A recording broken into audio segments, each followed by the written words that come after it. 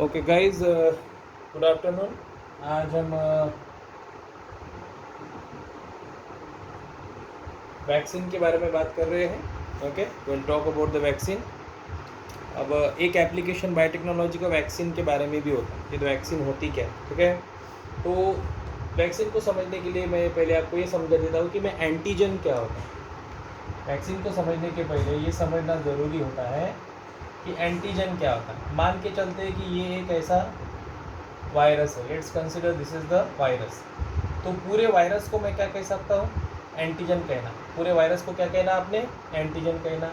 और इस वायरस के ऊपर जो अलग अलग टाइप के प्रोटीन पाए जाते हैं, the different types of protein found on the virus are basically known as epitope. अब जब मैं बोलूँगा कि मुझे वैक्सीन देनी है, तो वैक्सीन का मतलब क्या होता है? आप क्या करते हो, इस वायरस को आप इनएक्टिव कर देते हो। क्या कर देते हो? इनएक्टिव। कैसे वायरस को इनएक्टिव करना है? By removing. Inactive by removing. क्या रिमूव करोगे आप? By removing jeans of virulence. Jeans of virulence. Virulence क्या होता है? Virulence is the disease causing ability of any virus. Okay, तो ये डिसीज कॉजिंग एबिलिटी जो है वो वायरुलेंस मतलब शो करती है। अब ये वायरुलेंस मतलब क्या होता है? Disease causing ability. ओके, उसको क्या कहना है आपने को? क्या करना है? जीन्स, उसके जो जीन्स होंगे डिसीज कॉजिंग एबिलिटी के, उसको क्या करना है आपको? हटा देना। ठीक है, अब मान के चलते कि मैंने अगर ये वायरस था और इस वायरस में कुछ ABCD ऐसे कुछ जीन थे। मान के चलते हैं कि that we have some sort of a genes of a virus present in this viral DNA। अब मैं क्या करूँगा? मैं पहले इस वायरस को, अब मान के चलते ये जो जीन था वो वायरुलेंस के लिए था, मैं क्या करूँगा? मैं उस जीन को हटा दूंगा। पहले मैं उस जीन को क्या कर दूंगा? हटा दूंगा। अगर मान के चलते कि आपने इस जीन को हटा दिया, लेट्स कंसिडर, जीन को हटा देने के बाद क्या हुआ? वहाँ पे सिर्फ 2 ही जीन बचे जो वायरस के प्रोटीन बनाने के काम में आते हैं, पर हमने वायरस का जीन वहाँ पे हटा दिया। बट हमने वायरस का जीन तो हटा दिया जो वायरुलेंस कॉज करता है, लेकिन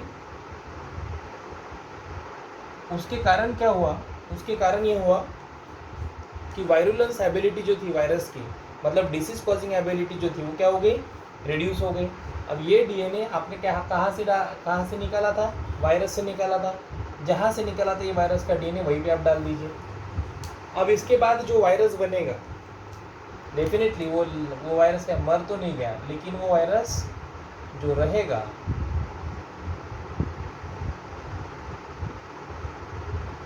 जो वायरस रहेगा वो क्या रहेगा? इनएक्टिव रहेगा। क्यों इनएक्टिव रहेगा? क्योंकि आपने उसका वायरुलेंस का जीन निकाल दिया है। ठीक है, अब जब आप वैक्सीन बोलते हैं, किसी भी बात की वैक्सीन बोलते हैं, तो आप क्या 2 काम कर सकते हैं आप? एक तो ये कंप्लीट वायरस जिसको मैं एंटीजन कह रहा हूँ, इसका एक कॉम्प्लेक्स प्रोटीन लेंगे। क्या ले लेंगे? इसका एक, मान के चलते कि this was a complex protein. एक तो आपने इसका कॉम्प्लेक्स प्रोटीन लिया और उसको एज अ वैक्सीन यूज़ किया, उसको एज अ वैक्सीन यूज़ किया और कहाँ पे इंजेक्ट कर दिया? इंट्रावेनसली इंजेक्ट, मतलब डायरेक्ट आपके वेन में आपने उसका इंजेक्शन दे दिया। ठीक है, बट क्या इतना ही ज़रूरी होता है? मैंने बोला एक कॉम्प्लेक्स प्रोटीन यहाँ से निकाला, मान के चलते हैं कि वो प्रोटीन ये है। ठीक है, मैं बोल रहा हूँ इसको मैं डायरेक्ट ब्लड में एंटर कर दूंगा। मैं सीधा इसको ब्लड वेसल में डाल दूंगा। क्या इससे हो जाएगा? क्या इससे हो जाएगा? ये बिल्कुल नहीं। तो हमें करना क्या पड़ेगा? ये जो वैक्सीन जो है, जो कॉम्प्लेक्स प्रोटीन जो है, उसको एक पर्टिकुलर सब्सटेंस के साथ मिलाते हैं जिसको एडजुवेंट कहते हैं। क्या कहते हैं? एडजुवेंट कहते हैं। एडजुवेंट क्या करता है?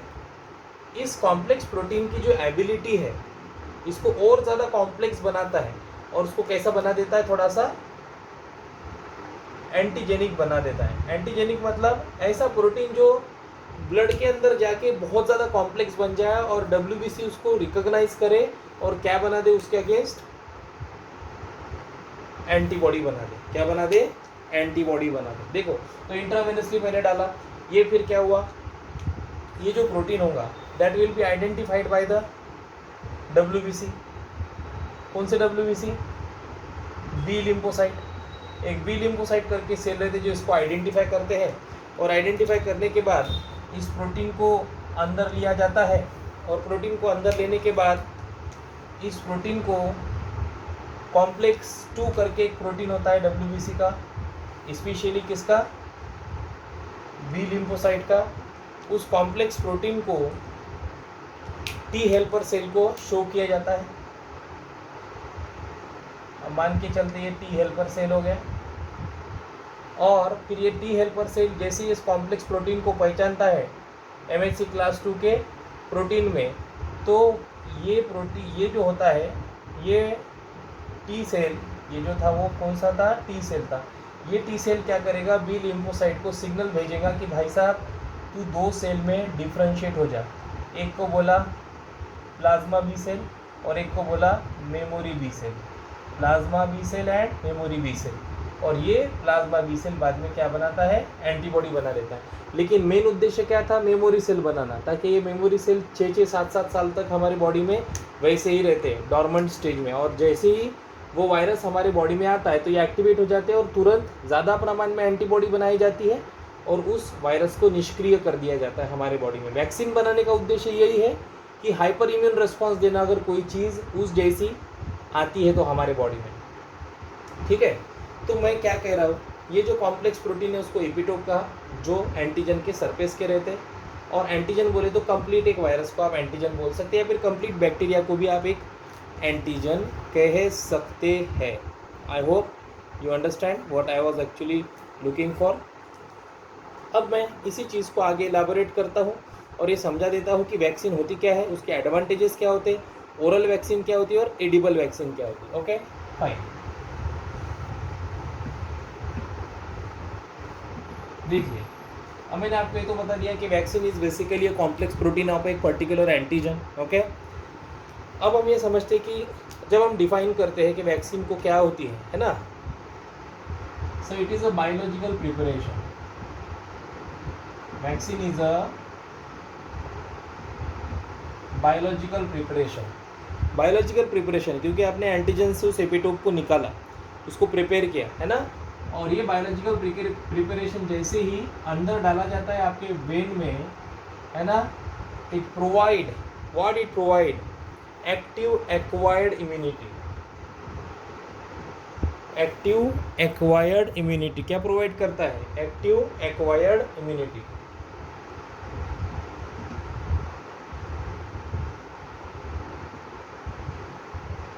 Active acquired immunity. ठीक है, वैक्सीन जैसी बॉडी में डालती है उसको क्या प्रोवाइड करती है? Active acquired immunity. अब किसके अगेंस्ट करेंगी? Against certain diseases. अब मुझे नहीं पता वैक्सीन किस बात की है, मुझे थोड़ी पता है वैक्सीन किस बात की है ना, तो वो किसी भी डिसीज़ के अगेंस्ट हो सकती है। ठीक है, तो अभी वैक्सीन कैसे बनाते हैं? एक तो मान के चलते हैं ये एक बैक्टीरिया था, this was one bacteria, consider करो, और इस बैक्टीरिया को मैंने क्या बना दिया? वीक बना दिया और हमारे बॉडी में इंजेक्ट कर दिया, तो भी ये वैक्सीन का काम करेगा। तो फ़र्क क्या रहेगा? ये बैक्टीरिया कैसा रहेगा? वीक रहेगा, तो बॉडी में जाएगा तो सही, लेकिन डिसीज़ कॉज नहीं करेगा। लेकिन जब ये बैक्टीरिया कौन पकड़ लेंगे? आपके बी लिम्फोसाइट पकड़ लेंगे। ये देखो, बी लिम्फोसाइट ने बैक्टीरिया को पकड़ लिया, और पकड़ने के बाद क्या करेंगे? इसको अंदर ले लेंगे, और जब इसको अंदर ले लेंगे तो ये बैक्टीरिया अंदर चला गया, है ना। ये वैसे ह्यूमन हेल्थ एंड डिसीज़ का पार्ट है, लेकिन आपको बता देता हूँ। देखो, ये जैसे हमने ब्लड में डाल दिया तो WBC उसमें कौन? बी सेल इन्होंने पकड़ लिया, और पकड़ने के बाद किसको शो किया? इसको पहले ना ऐसे ख़त्म कर दिया सेल के अंदर। फिर उस बैक्टीरिया का जो कॉम्प्लेक्स प्रोटीन होगा जो भी होगा, अभी पता नहीं, कोई भी कॉम्प्लेक्स प्रोटीन हो सकता है। वो कॉम्प्लेक्स प्रोटीन को एक मॉलिक्यूल में शो किया जिसका नाम था MHC क्लास 2। ये जो प्रोटीन था इसको नाम है MHC क्लास 2। और किसको शो किया, ये किसको शो किया, ये शो किया टी हेल्पर सेल को। किसको शो किया, टी हेल्पर सेल को। फिर टी हेल्पर सेल ने क्या किया, इसके ऊपर कुछ प्रोटीन छोड़े। ये सिग्नलिंग मॉलिक्यूल होते हैं, इनको इंटरल्यूकिन्स कहते हैं, इंटरल्यूकिन्स कहते हैं। और ये सिग्नलिंग मॉलिक्यूल के कारण ये जो बी सेल था डिफ्रेंशिएट हो गया प्लाज्मा बी सेल में और मेमोरी बी सेल में, ठीक है। अब क्या हुआ, प्लाज्मा बी सेल ने क्या बनाई, ऑफ कोर्स ह्यूज अमाउंट में एंटीबॉडी बनाएंगे। और मेमोरी सेल बनाने के कारण क्या होती है, हमको 10-15 साल के लिए इम्यूनिटी मिल जाती है उस पर्टिकुलर बैक्टीरिया के अगेंस्ट। ये है वैक्सीन। अब आपने इसमें इनएक्टिव बैक्टीरिया यूज़ किए, ठीक है, पर मैंने क्या बोला, उस बैक्टीरिया के सरफेस प्रोटीन भी यूज़ किए जा सकते हैं। सरफेस प्रोटीन भी उसके यूज़ किए जा सकते हैं एज अ वैक्सीन। और उसको, उस सरफेस प्रोटीन को हम क्या कहते हैं, एपिटोप्स। क्या कहते हैं, एपिटोप्स। ओके, क्या कहते हैं बेटा, एपिटोप्स कहना इन सरफेस प्रोटीन को। उनको भी एज अ वैक्सीन आप यूज़ कर सकते हैं, है ना, सिंपल है। इवन बहुत बार क्या होता है, बहुत सारी कंपनीज है हमारे भारत में, अलग अलग कंपनी है, Zydus Cadila, Ipca pharma, Laurus lab, doctor Reddy's, different types of company है, बायोटेक इंडस्ट्रीज़ की कंपनी है। और ये क्या करती है, ये ना बैक्टीरिया से निकले हुए जो टॉक्सिन्स होते हैं वो आइसोलेट करती है। जैसे कि अगर मैं बोलूँगा कि ये सैल्मोनेला बैक्टीरिया, साल्मोनेला टाइफस आपको तो पता ही है ना। तो साल्मोनेला टाइफस एक टॉक्सिन छोड़ता है, उसको पॉलीसैकेराइड कहते हैं, पॉलीसैकेराइड ओ ऐसे नाम है उसको। तो ये पॉलीसैकेराइड है लेकिन बहुत ज़्यादा कॉम्प्लेक्स होता है। कैसा होता है ये जो चीज़ होती है वो कैसी होती है, कॉम्प्लेक्स होती है। तो बायोटेक इंडस्ट्रीज़ ने क्या किया, ये टॉक्सिन्स को लिया और टॉक्सिन्स को एज अ वैक्सीन यूज़ किया इन्होंने। तो फिर क्या हुआ, जो भी बच्चे को वैक्सीन दी जाएंगी उसको साल्मोनेला टाइफस के अगेंस्ट इम्यूनिटी मिल जाएंगी, प्रतिकार शक्ति मिल जाएंगी 5-6-10 साल के लिए। ये किया गया। ओके, ये भी एक तरीका हो सकता है वैक्सीन बनाने का। अभी तो ऐसी वैक्सीन आ चुकी है जो प्लांट खाने के बाद मिलती है, मतलब उनको एडिबल वैक्सीन कहते हैं। कुछ वैक्सीन है उनको क्या कहते हैं आप, एडिबल वैक्सीन कहते हैं। अब ये एडिबल वैक्सीन का मीनिंग क्या होता है समझ के चलते हैं।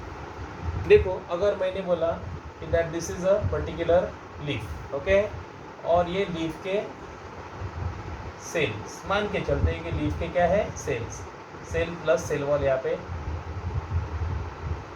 देखो, लीफ के जो सेल्स होते हैं ना उनमें सेल वॉल होती है और अंदर जो होता है प्रोटोप्लास्ट। ये जो है ना उसको क्या कहते हैं बेटा अपन, प्रोटोप्लास्ट। ओके, और ये जो होती है उसको क्या कहते हैं बेटा अपन, सेल वॉल कहते हैं। अब क्या हुआ, उस दिन मैंने आपको बताया था एग्रोबैक्टीरियम मेडिएटेड जीन ट्रांसफ़र के मदद से हम प्लांट में एक जीन डाल सकते हैं। अगर ऐसा हुआ कि एग्रोबैक्टीरियम की मदद से हमने प्लांट के जो क्रोमोसोम्स होंगे, न्यूक्लियस होगा और इस न्यूक्लियस के अंदर क्या होंगे, उसके क्रोमोसोम्स होंगे। अगर इस क्रोमोसोम के डीएनए में एग्रोबैक्टीरियम की मदद से हमने एक जीन डाल दिया बैक्टीरिया का, समझ के चलो वो यही टॉक्सिन का जीन था। इसका था जीन, टॉक्सिन का जीन था। तो ये बैक्टीरिया का डीएनए, प्लांट का डीएनए, तो प्लांट क्या करेगा, उस जीन को क्या करेगा, एक्सप्रेस करवाएगा, और एक्सप्रेस करवाएगा तो उसका क्या बनेगा बेटा, एक प्रोटीन बनेगा। पर ये प्रोटीन क्या रहेगा, टॉक्सिन रहेगा। अब मान के चलते अगर इस प्लांट के अगर हम पत्तों को खाते हैं, प्लांट के पत्तों को खाते हैं तो उन पत्तों में प्रोटीन रहेगा, वो टॉक्सिन। और वो टॉक्सिन जब आप अपने बॉडी में लोगे, एडिबल रहेंगी वो वैक्सीन, मतलब ऐसे मुंह से खाने के बाद क्या होगा, वो डाइजेस्ट होगा और डाइजेस्ट होने के बाद वो टॉक्सिन आपके ब्लड में जाएगा और ब्लड में से फिर वो इस प्रकार की प्रोसेसिंग होगी उसको और आपको मिल जाएगा एंटीबॉडी उस प्रोटीन के अगेंस्ट, इसके अगेंस्ट। ओके, तो आपने मतलब पत्ता खा के भी वो चीज़ कर सकते। तो ऐसे वैक्सीन को एडिबल वैक्सीन कहते हैं। We can call them as a edible vaccine. Okay, अब बहुत सारे ऐसे भी होते हैं कि कुछ पर्टिकुलर मान के चलते सब पैथोजेंस आर देयर। कुछ केस में क्या होता है, बहुत बार ये पाया गया है कि ये मान के चलते कि ऐसा एक पैथोजन है। पैथोजन मतलब एक बैक्टीरिया ही समझ लो, ठीक है। और बहुत बार क्या करते हैं, ये मान के चलते हैं कि ऐसे बैक्टीरिया है, खतरनाक टाइप का एक बैक्टीरिया है, ठीक है। और ये जो बैक्टीरिया है इसका जो कॉम्प्लेक्स प्रोटीन है, ये देखो मैंने अलग अलग कॉम्प्लेक्स प्रोटीन निकाले यहाँ पे, इनको आप एपिटोप कह सकते हैं। क्या कह सकते हैं? एपिटोप। मैंने क्या किया, इसका सबसे भयानक जो प्रोटीन होगा, है ना, इसका जो सबसे ज़्यादा कॉम्प्लेक्स प्रोटीन होगा उसको मैंने क्या किया, मान के चलते कि ये प्रोटीन जो है वो पैथोजेनिक है। ऐसा है, पैथोजेनिक है मतलब वो डिसीज कॉज कर सकता है, it can cause disease.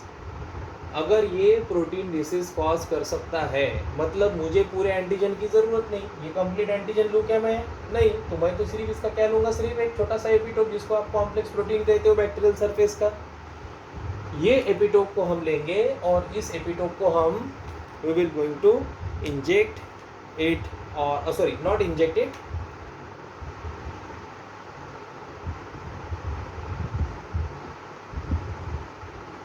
Administered orally. देखो अब ये प्रोटीन क्या होगा, आपके डाइजेस्टिव ट्रैक्ट में जाएगा और वहाँ पे जो आपका पेप्सिन नामक एंजाइम होता है वो उसको डाइजेस्ट करेगा। मान के चलते हैं कि ये जो था आपका प्रोटीन, इसको पेप्सिन नामक प्रोटीन ने क्या कर दिया, डाइजेस्ट कर दिया। डाइजेस्ट करने के बाद ये क्या हो गया, एब्सॉर्ब हो गया, और एब्सॉर्ब होके कहाँ पे आ गया, ब्लड में आ गया, और ब्लड में आने के बाद यही सेम प्रोसेस चालू हो गई।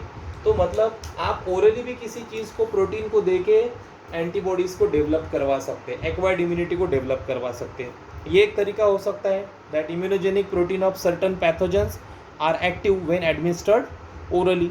मतलब पहले तो वो इनएक्टिव थे, लेकिन जैसे ही पेप्सिन ने उसको काट दिया तो वो एक्टिव हो गया, एब्सॉर्ब हो गया, एब्सॉर्ब हो गया ब्लड में, और ब्लड में जाने के बाद उसको रिकॉग्नाइज किया और ये प्रोसेस चालू हो गई, आपको एंटीबॉडी मिल गई, ठीक। तो फिर जब इंसान जब ऐसे प्रोटीन या फिर कुछ ऐसे प्लांट पार्ट्स जब मतलब खुद खाते हैं तो वैक्सीनेशन उनको मिल जाता है। तो मतलब अपने को कुछ इंजेक्शन लेने की ज़रूरत नहीं है, या फिर डायरेक्ट इंट्रावेनसली डालने की भी ज़रूरी नहीं है। और दूसरी बात कैसे है, ये ओरल वैक्सीन जो होती है ना, जो वैक्सीन ओरल दी जाती है ना, या फिर ऐसे लीफ के ऐसे कुछ सब्जी के ऐसे मतलब लीफ को कंज्यूम किया जाता है या फिर ओरली दी जाती है, ऐसे कॉस्ट भी बहुत कम होती है, लो कॉस्ट वैक्सीन होती है। कैसी वैक्सीन होती है? लो कॉस्ट वैक्सीन होती है, तो पैसा भी बच जाता है, ज़्यादा कुछ करना पड़ता नहीं है ना। तो ये जो चीज़ है इसको कहते हैं अपन वैक्सीन डेवलपमेंट, ओके। तो अगर आपको आया कि एडवांटेजेस क्या है या फिर what is a vaccine, how the oral vaccine are there, मैंने आपको यहाँ पे पूरा ब्यौरा बता दिया। आपको एक बार वीडियो देखना पड़ेगा, अच्छी तरीके से समझ में आ जाएगा, ठीक है। Thank you so much.